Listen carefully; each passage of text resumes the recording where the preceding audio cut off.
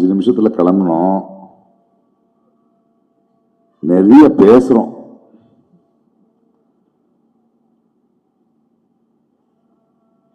திருந்தவே மாட்டேன்னு சொல்ற திருட்டு பசங்களை பேசி திருத்த முடியாது, இறக்கணும். அவ்வளவுதானே இருக்கு. டெமோக்ரஸி இருக்குன்னு பேசிக்கிட்டு இருக்கோம் நம்ம. இன்னைக்கு டெமோக்ரஸி இல்லை, உலகத்துல எங்கேயும் இல்லை. டெமோக்ரஸிங்கிறது எலெக்ஷன் வரைக்கும் மட்டும்தான் இருக்கு, மக்கள் தேர்ந்தெடுக்கிறதுக்கு மட்டும்தான். அதற்கு பிறகு அன்னைக்கு பட்டாபிஷேகம், இன்னைக்கு பிரமாண வச்சனம், அன்னைக்கு சிம்ஹாசனம், இன்னைக்கு நாற்காலி. விடமாட்டானுங்களே இல்லையா? இதற்கு காரணம் இப்ப வந்தவனுங்க இல்ல, சுதந்திரம் வந்தப்ப இருந்தவங்க எல்லாருமே தான் மக்களை எங்க வைக்கணுமோ அங்கேயே வச்சிருக்காங்க. ஆனா சுதந்திரம் வந்த பிறகு எங்களுக்கு இருந்தது எங்களுடைய கான்ஸ்டிடியூஷன். சமீபமா நான் ஒரு நண்பனோட வீட்டுக்கு போயிருந்தேன். அந்த வீட்டில் அம்பேத்கர் சாரோட போட்டோகிராஃப் இருந்தது. என் பக்கத்தில் இருக்க நண்பன் சொன்னா, பிரகாஷ் இது தலித்து வீடுன்னு நினைக்கிறேன்னா. எனக்கு ரொம்ப மனசுக்கு கஷ்டமாயிடுச்சு. அம்பேத்கர் எழுதின கான்ஸ்டிடியூஷன் தலித்துக்கு இல்லை, எல்லாருக்கும். அம்பேத்கர் எழுதின கான்ஸ்டிடியூஷன் பிரிட்டிஷ் விட்டு போனதுக்கு அப்புறம் பிறந்த இந்தியாவுக்கு இல்ல. இப்ப இந்த கான்ஸ்டிடியூஷனை திருத்தணும்னு இருக்காங்களே இந்த திருட்டு பசங்க, இவனுங்க 3000 வருஷங்களா இருக்கானுங்க. பல்லாயிரம் வருஷங்கள் இருந்து இருக்கிற இந்த திருட்டு பசங்க மீண்டும் வந்துடக்கூடாதுன்னு எழுதின கான்ஸ்டிடியூஷன் இது. நாடு இவனுங்க சொல்லுவாங்களே இந்த திருட்டு பசங்க, எங்களுடைய நாடு அவ்வளோ அற்புதமா இருந்தது, பொன் இருந்தது, அது இருந்ததுன்னு. பொய். ஒரு 2000-3000 வருடங்களா இந்தியா மாதிரியான ஒரு அசிங்கமான கலாச்சாரம் உலகத்துல எங்கேயும் இல்லை. இவனை தொடக்கூடாது, பெண்களுக்கு உரிமை இல்லை, பால்ய விவாகம், அசிங்கமா இருந்த நாடு.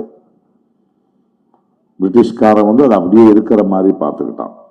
ஏதோ சில மன்னர்கள் பணக்காரங்க நிம்மதியா இருந்தாங்களே தவிர சராசரி மனிதன், ஒரு குடிமகன் ரொம்ப கஷ்டமா வாழ்ந்த கலாச்சாரம் இது. அதிலிருந்து நம்மளை தப்பிக்க வைக்கிறது தான் இவர் சாரு பாபா சாஹேப் அம்பேத்கர் ஒரு கான்ஸ்டிடியூஷனை எழுதியிருக்காங்க. ஆனா அந்த புத்தி போகாதுல்ல, அதை மீண்டும் அந்த மனுவாத எடுத்து வந்துடலான்னு. ஆனா பாபா சாஹேப் எழுதின கான்ஸ்டிடியூஷன்ல என்ன ஆச்சுன்னா, இந்த நாடு மாத்திடலாம். ராணுவத்தை எடுத்துட்டு வந்த, நீங்க கரெக்டா பாத்தீங்கன்னா பாகிஸ்தான், பங்களாதேஷ்ல ராணுவம் வந்துடுது, ஆனா இங்க வர முடியாது. அதனால ஒரு தவளையை நீங்க கொதிக்கிற தண்ணி மேல போட்டா டப்புன்னு வெளியே போயிடும். இந்த திருட்டு பசங்க என்ன பண்ணிருக்காங்கன்னா, சில்லுன்னு இருக்கிற ஒரு பாத்திராவில் இந்த தவளையை விட்டு கீழே நெருப்பு வச்சிருக்கானுங்க. இந்த 15 வருஷங்கள் நாங்கள் அட்ஜஸ்ட் ஆயிடுச்சு, சூடானதே தெரியாது. இப்போ தள்ளுற நேரம் வந்துடுச்சு. அதுக்கு ரொம்ப சந்தோஷம் என்னன்னா, ரீசெண்டா எனக்கு ரொம்ப நம்பிக்கையா இருக்கு. இப்பெல்லாம் நான் அவங்கள பத்தி கவலையே பட மாட்டேன். போற நேரம் வந்தாச்சு, இளைஞர்கள் வந்துட்டானுங்க.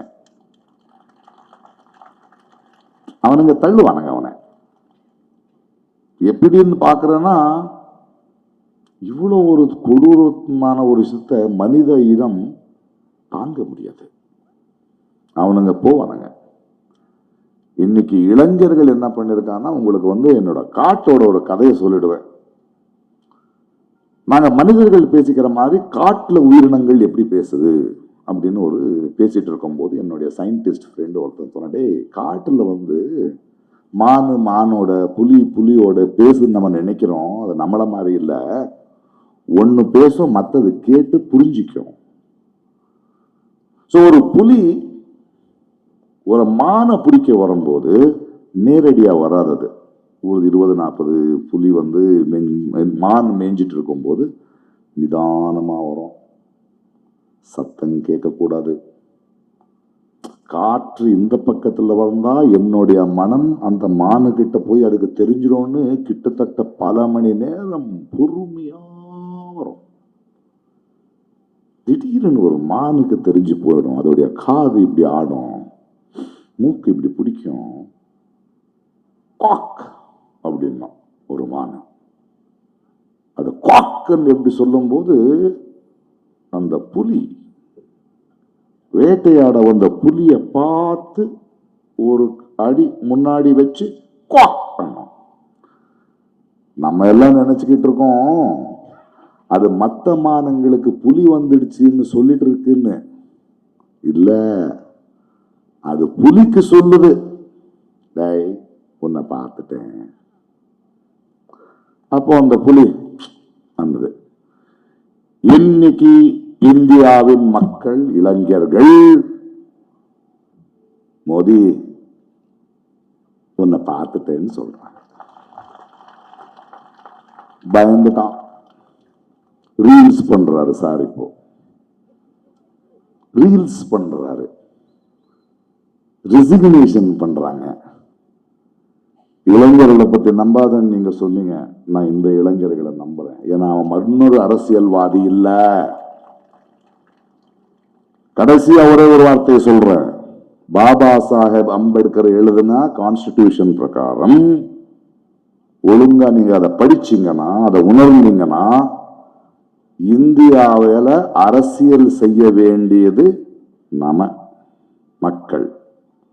தேர்ந்தெடுக்கப்பட்டவன் வேலை பார்க்கணும். ஆனா தேர்ந்தெடுக்கப்பட்டவன் அரசியல் பண்ணிக்கிட்டு இருக்கான், நம்ம வேலை பார்த்துக்கிட்டு இருக்கோம். இதை மாற்றணும். நம்ம யாரும் அரசியல்வாதி ஆக வேண்டிய அவசியம் இல்லை, அரசியல் கட்சி ஆக வேண்டிய அவசியம் இல்லை. ஒரு குடிமகனா தேர்ந்தெடுக்கப்பட்டவனை கேள்வி கேட்கறதுக்கு இருக்காங்க மக்கள். வேலை செய்யலன இறக்குவாங்கிற பயத்தை உருவாக்கினால் போதும்.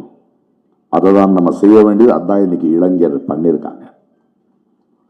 ஆனால் ஒண்ணு, நம்ம இந்த காலகட்டத்தில் ரொம்ப யோசிக்க வேண்டியது, பிஜேபி இந்த பாசிஸ்ட் மன்னர் இன்னொரு 3 வருஷத்துல இறங்குவாங்க.